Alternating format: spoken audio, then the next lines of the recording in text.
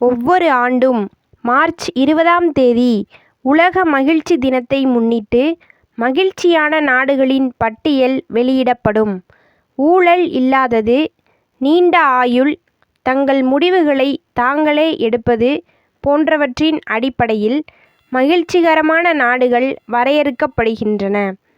2024ஆம் ஆண்டுக்கான பட்டியலில் வடக்கு ஐரோப்பிய நாடான பின்லாந்து தொடர்ந்து 7வது ஆண்டாக முதலிடத்தில் நீடிக்கிறது.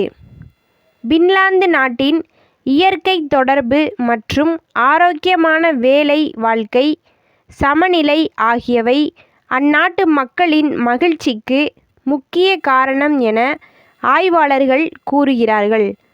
மகிழ்ச்சியான நாடுகளின் பட்டியலில் இந்தியா எத்தனையாவது ரேங்க் தெரியுமா? மகிழ்ச்சியான நாடுகளின் பட்டியலில் கடந்த ஆண்டைப் போலவே 126வது இடத்தில் உள்ளது.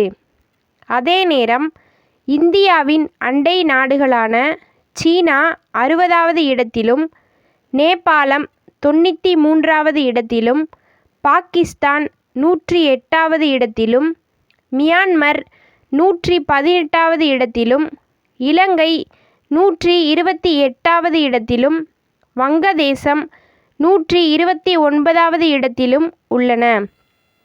இந்த பட்டியலில் டென்மார்க், ஐஸ்லாந்து மற்றும் ஸ்வீடன் உள்ளிட்ட நாடுகளும் இடம்பெற்றுள்ளன. இதற்கிடையே உலகின் மகிழ்ச்சியான நாடுகளின் கணக்கெடுப்பில் சேர்க்கப்பட்ட 143 நாடுகளின் பட்டியலில் தரவரிசையில் ஆப்கானிஸ்தான் கடைசி இடத்தில் உள்ளது. கடந்த 2020ஆம் ஆண்டில் தலிபான் மீண்டும் அங்கு ஆட்சிக்கு வந்ததிலிருந்து தொடர்ச்சியான மனிதாபிமான நெருக்கடிகளை அந்நாடு எதிர்கொண்டு வருகிறது.